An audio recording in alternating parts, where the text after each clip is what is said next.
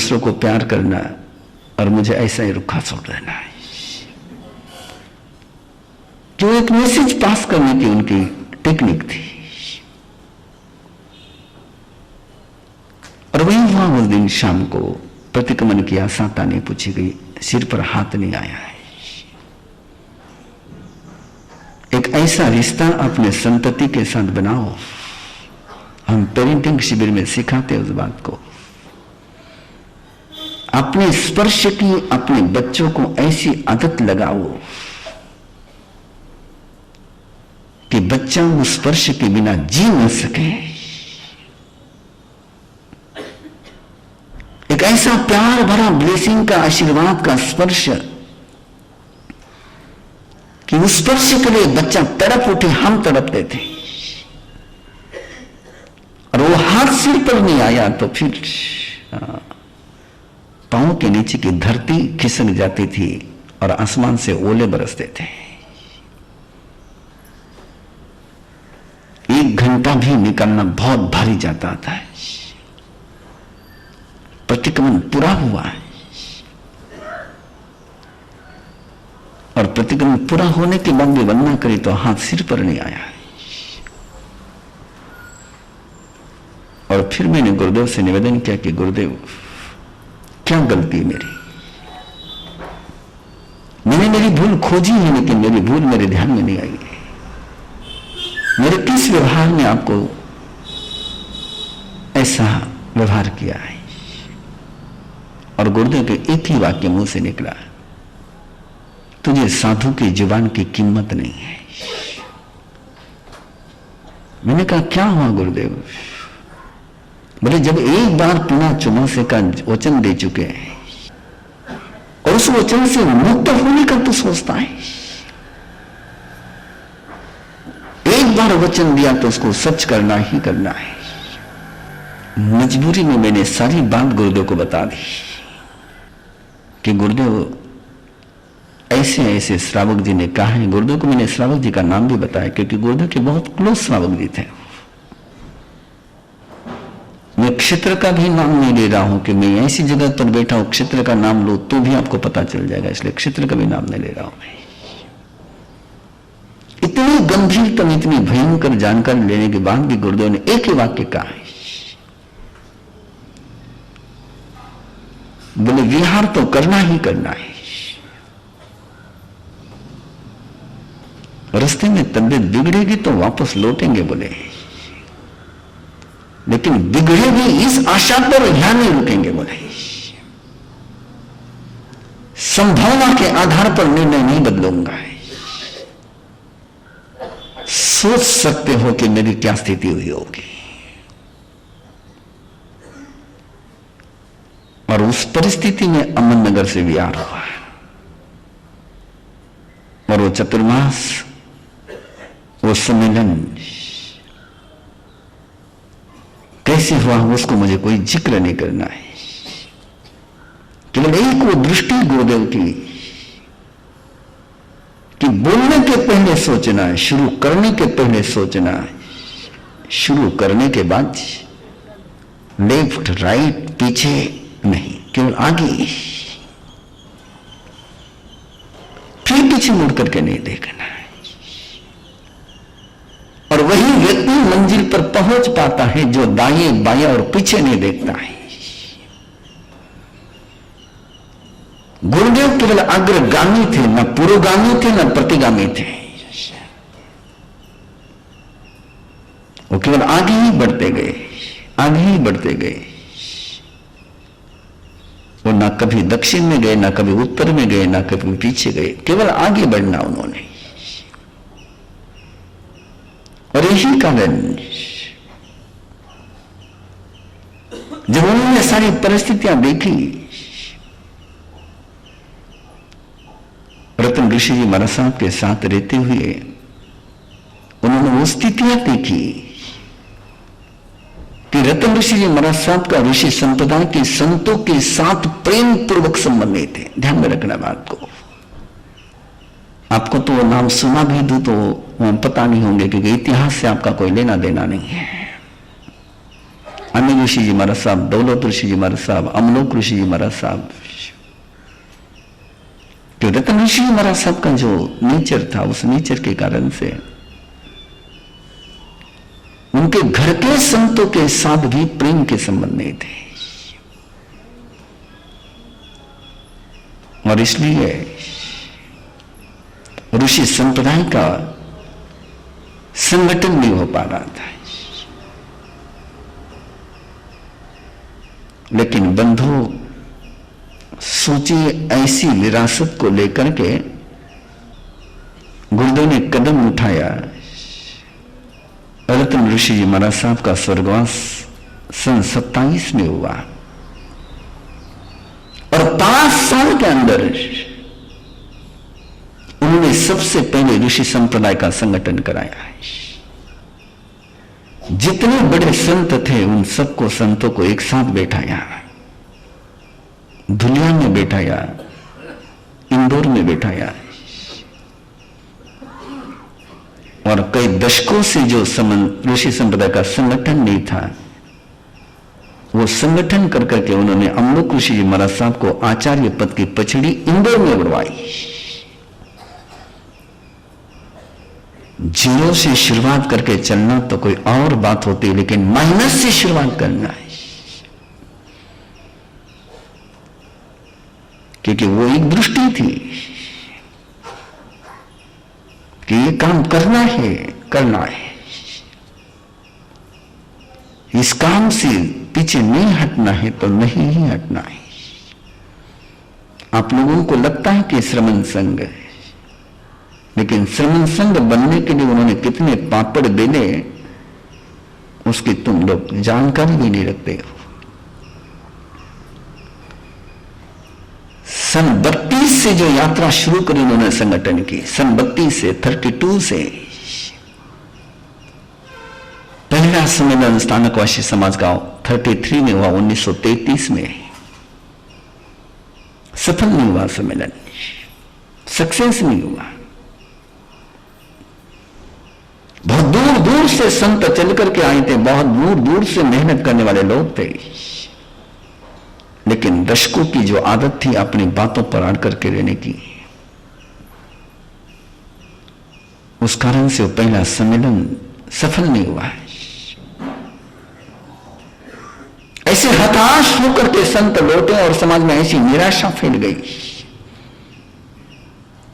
कि नहीं, कभी संगठन हो ही नहीं सकता है। लेकिन उन सब के बीच एक गुरुदेव थे, उस सपने को उन्होंने छोड़ा नहीं। 1933 की वहां की यात्रा पूरी कर करके जब वो महाराष्ट्र लौटे तो उन्होंने सबसे पहला एक काम उठाया, दृष्टि देख लेना क्या है। उन्होंने समझा कि इसका मूल कारण क्या है, बेसिक रीजन क्या है।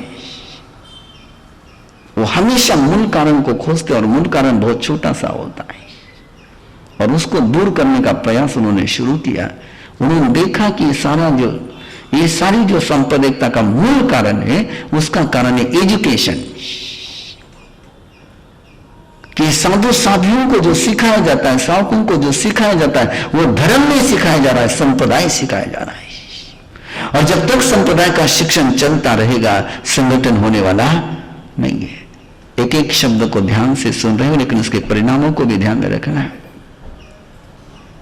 सांप्रदायिक संस्थाओं का शिक्षण भी चलता रहेगा तो धर्म की संस्था कभी मजबूत नहीं होगी। इसलिए वहां से लौट करके, राजस्थान से लौट करके सबसे पहला कोई काम गुरुदेव ने किया तो 1936 में धर्म का शिक्षण देने की व्यवस्था शुरू करी। परीक्षा बोर्ड घोर नदी में शुरू हुआ है। स्थापना भले पाथड़ी में हुई हो, लेकिन शुरुआत घोर नदी से हुई है। और ऐसा एक सिलेबस बनाया, ऐसा एक पाठ्यक्रम बनाया कि जो केवल जैन धर्म का है, स्थानकवासी का भी नहीं है, मंदिर मार्गी का भी नहीं, तेरापंथी का भी नहीं, दिगंबर का भी नहीं। आज भी यदि पूरे भारतवर्ष में कोई जैन का पाठ्यक्रम चलता है जिसमें किसी संप्रदाय की कोई चर्चा नहीं, संप्रदाय का पाठ्यक्रम नहीं। उस पाठ्यक्रम में गुरुदेव ने ऋषि संप्रदाय का इतिहास नहीं रखा है, हमारा इतिहास रखा है, जैन धर्म का इतिहास रखा, ऋषि संप्रदाय का इतिहास बिल्कुल नहीं रखा उसने। दिगंबरों के ग्रंथ भी उस पाठ्यक्रम में गुरुदेव ने सम्मिलित कर लिए। ये दृष्टि थी उनकी कि नहीं, मूल कारण क्या है, ये संगठन क्यों नहीं हो रहा है। इस संप्रदाय के मदरसे चलते रहेंगे तो संप्रदाय ही मजबूत होगा। और बहुत विरोध के बावजूद, बहुत विरोध के बावजूद, विरोध करने वाले बाहर के कम थे, घर के ज्यादा थे। विरोध करने वाले बाहर के कम थे, घर के ज्यादा थे। लेकिन दृष्टि एक थी उनकी कि एक बार काम शुरू किया है तो उसको फिर छोड़ना नहीं है, करते ही चले जाना है, करते ही चले जाना है। उन्होंने कितना संघर्ष किया होगा, लेकिन कभी संघर्ष को चेहरे पर नहीं आने दिया। रास्ता छोड़ा नहीं, मंजिल से रिश्ता कभी तोड़ा नहीं। आखिरी सांस तक जो सपने उन्होंने शुरुआत में देखे, उन सपनों को कभी उन्होंने बिसारा नहीं। ऐसे अपने सपनों से प्यार करने वाला व्यक्ति 17 जनवरी 1991 रात्रि का समय, गुरुदेव को नींद नहीं आ रही है।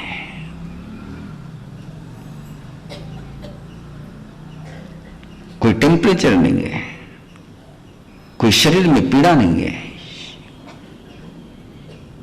नींद नहीं आ रही है। और मैंने पूछा गुरुदेव से कि गुरुदेव कौन से अष्टाक्षरी मंत्र का जाप चल रहा है। वो हमारी अपनी लैंग्वेज थी। अष्टाक्षरी मंत्र मतलब क्या करूं कैसे करूं, क्या करूं कैसे करूं, क्या करूं कैसे करूं। दिल खोल करके सुन लेना। रात की 12 साढ़े 12 बजे की वो बात है, और गुरुदेव ने केवल एक वाक्य बोला है कि छोटे बच्चों की पूरी धार्मिक शिक्षण की संस्कारों की व्यवस्था अब तक नहीं बनी, वो कैसी करनी है सोच रहा हूं। जिनके बच्चे हैं वो मां बाप तो मस्ती में सोए हुए थे, और उन बच्चों को धार्मिक संस्कार देने की भावना से वो योगी, वो सिद्ध योगी अपनी नींद से रिश्ता तोड़ रहा है कि साधु साध्वी की शिक्षण की व्यवस्था हो गई, शुद्ध ही हो गए, लेकिन जैसा चाहता हो वैसे अब तक बच्चों की शिक्षण की व्यवस्था नहीं हुई। वो कैसे करनी, क्या सोच होगा, क्या संवेदना होगी। और ये सपना 91 में देखना कि जिस समय बोला भी नहीं जा रहा है, बैठा भी नहीं जा रहा है, चला भी नहीं जा रहा है, उस पड़ाव पर पहुंच करके सपने देखना है। यहां तो 40 के बाद भी सपने देखने बंद हो जाते, अभी कहीं करना बस ओके ठीक है, चलती होने व्यवस्थित। 40 के बाद कोई बिजनेस चेंज करने का सोचता नहीं, कोई नया बिजनेस शुरू करने का, अरे अबे नको गई उम्र। लेकिन 91 की एज में ये सोच, बहुत काम गुरुदेव ने शुरू किए, लेकिन सोच के लिए इतना था काम छोटा शुरू करना है, काम बड़ा नहीं शुरू करते थे। वो लक्ष्य बड़ा रखते थे, लेकिन शुरुआत छोटे से करते थे। अपना कैरेक्टर बिल्कुल डिफरेंट है। लक्ष्य छोटा होता है, काम बड़ा होता है, और उसमें थोड़ा सा विरोध आ जाए, लोग विरोध करें ना, छोड़ दो इन्हें, लोग विरोध करें, कहीं करनो करने नहीं। जो सोचा है अपना वचन, जो सोचा है अपना मन ने, अपने सपनों को सच करने की जिम्मेदारी अपनी है, अपने वचन को सत्य रखने की जिम्मेदारी अपनी है। दिया हुआ वचन निभाना ही निभाना है, हर हाल में निभाना है। वो बोलना ही नहीं जो कर नहीं सकते, और बोला गया है तो करके ही रहना है। बोलने की बात तो बहुत दूर की रह गई बंधुओं, जो सोचा वो करना ही करना है। अपनी सोच के साथ, अपने सपनों के साथ ईमानदार रहना है, और ये सोच लेकर के वो चले जीवन में भी संगठन करना ही करना है। कि उन्होंने देख लिया था विघटन के क्या परिणाम आते हैं, बिखराव के क्या दुष्परिणाम आते हैं, वो देख चुके थे गुरुदेव के साथ रहते हुए। और उन्होंने वो सपना अपनी जिंदगी में सच करने के लिए 3 बार राजस्थान की यात्रा करी। पहले 1933 में, फिर वापस 50 में, और वापस 55 में। तब जाकर के कहीं श्रमण संघ बनाए। 4 भाइयों को, बाप को इकट्ठा रखने में पसीना छूट जाता है। और आजकल तो पिता सोच लेता है कि नहीं, अपना सामने चाहे अलग कर देवा, मुझे बाद में झगड़ा नहीं। खून के रिश्तों को संभालने में जहां तुम्हें दिक्कतें जाती होगी, ऐसे समय में जहां संप्रदाय का इतिहास लेकर के लोग चलते थे, उनके सामने संघ का भविष्य रखना, उन संघ के भविष्य के लिए लोग को सबको साथ में लेकर के आना,